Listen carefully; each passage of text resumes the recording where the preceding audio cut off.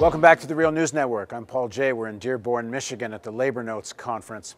In May of 2009, Korean workers at the Sanyong Motor Plant began a sit-in that lasted 77 days, one of the longest and most intense in the history of Korean labor struggles.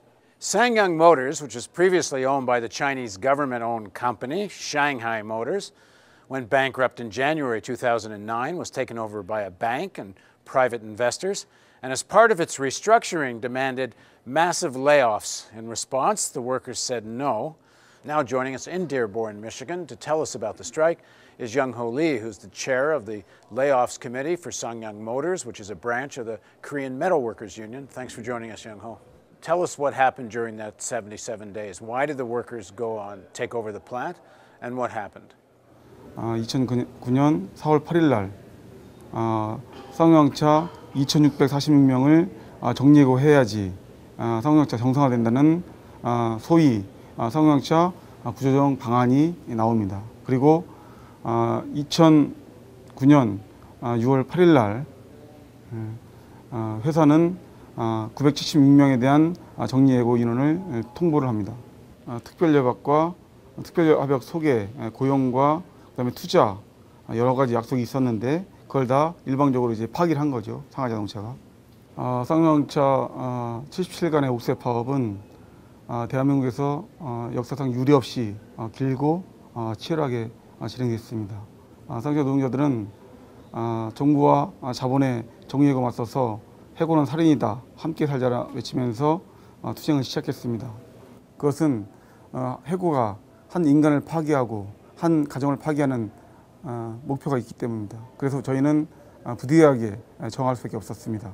그러나 이러한 쌍용차 노동자들의 정당한 투쟁을 이명박 정부와 자본은 살인적인 폭력과 그리고 광기로 특히 일부 보수 언론들의 마녀 사냥은 우리 노동자들을 벼랑 끝으로 몰았습니다. So the banks and the government say that there needs to be labor flexibility or they can't get this company out of bankruptcy.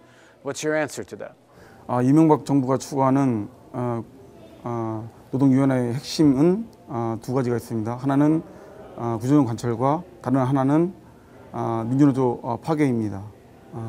아시는 것처럼 구조조정 관철은 구조조정 안에는 정리해고, 희망퇴직, 그다음에 분사, 비정규 투입 등 다양한 내용이 함축되어 있습니다. 그리고 민주노조 파괴는 이 구조조정을 관철시키기 위해서 어떻게 하든지 정부와 자본이 소위 한국 자동차 산업의 강속노조를 파괴하기 위한 이런 파괴 공작이었습니다. What did the workers talk about when they were in the plant? How did they keep up their spirit there? 내가 회사에서 열심히 작게는 10년, 많게는 20년 동안 일을 했는데 왜 내가 하루아침에 정리해고가 대상자에 포함되는지 이해를 할 수 없었던 거죠. 그래서 저희는 그 안에서 아침에는 교육과 토론을 하고 점심 이후 오후에는 실제 훈련, 쇠파벨 들고 실제 공권력에 맞서서 싸우는 훈련을 했고 저녁에는 집회를 통해서 촛불 문화제를 통해서 조업들의 단결을 돋았습니다. 쌍용차 77일 동안 파업하면서 6명의 소중한 목숨을 잃었습니다. 조업원들은 뇌출혈과 심근경색으로 그리고 자살로 이 정리해고의 스트레스로 인해서 돌아가셨고 또 한 분의 조업원 가족은 회사가 그 농성 파업에 참여한 농성 조업원에 대해서 구속하겠다. 그다음에 선배 가압류를 하겠다. 그러면 니네 집은 아주 거지가 된다. 이렇게 협박하면서 그런 협박과 스트레스 못 이겨서 농성 조업원의 부인이 목을 매서 자살했습니다. Many plants lay off workers in Korea and other countries, but workers don't usually fight back with this much militancy. Why were you able to take such a stand? 집안에 도둑이 들었는데요. 중국 상하이 자본이라는 큰 도둑이 집안에 들었습니다. 근데 도둑이 들어서 물건을 훔쳐가고 그리고 우리 가족들을 폭행을 합니다. 그래서 이 주인이 경찰에 신고를 했습니다. 빨리 와서 우리 좀 도와달라고 이런 얘기를 했는데 경찰이 늦게 늦장 출동해서 와서 오히려 주인한테 주인을 도둑으로 몰아가는 거예요. 분명히 엄연히 도둑이 있는데도 불구하고 도둑을 몰아가니까 주인이 심정이 어떻겠습니까? 주인이 그래서 주인이 가족의 생존권을 가족의 목숨을 지키기 위해서 불가피하게 쇠파업을 들었습니다. 그 원인이 뭐냐면 쉽게 말해서 우리 현장에서 그냥 일만 묵묵히 한 노동자는 책임이 없다는 거예요. 이 책임의 주체가 앞서 말씀드린 것처럼 중국 상하이 자본가, 이를 묵인하고 강조한 이 나라 이명박 정부, 채권단, 그리고 이 경영을 4년 동안 이렇게 부실 경영한 경영진, 이런 사람들의 책임과 단죄를 묻지 않고 모든 고통을 노동자에게 준다는 것을, 그것을 동의할 수 없는 거죠. In August 2009, the workers decided to leave the plant and make an agreement. What was the agreement and why did you decide to do it? 그 당시 평택공장 안의 상황이 매우 열악했습니다. 아시는 것처럼 물과 음식, 전기와 가스가 끊긴 상태에서 노동자들이 20일 넘게 주먹밥을 먹으면서 공권력과 싸운다는 것이 사실 쉽지 않은 일입니다. 그런데 그것보다 더 큰 문제는 장기적으로 더 싸울 수 있는 내부적인 힘, 그리고 역량이 좀 부족했다는 사실입니다. 두 번째는 안에 평택공장 안에 경찰과 싸우면서 부상자가 너무 많았다는 거예요. 150명이 넘는 부상자가 있었기 때문에 이 사람들을 치료하지 않으면 잘못하면 정말 이 사람이 다칠 수 있다. 더 크게, 이런 문제고, 세 번째로는 도장 1, 2공장이라는 데가 신나 이런 화학물질, 유기용제가 엄청나게 들어 있습니다.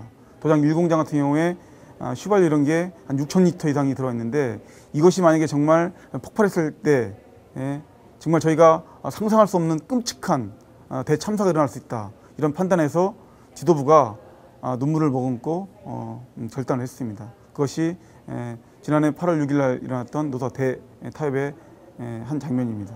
So is this struggle now by other Korean workers, is it seen as a kind of victory that will inspire similar kinds of resistance, or is it kind of a defeat?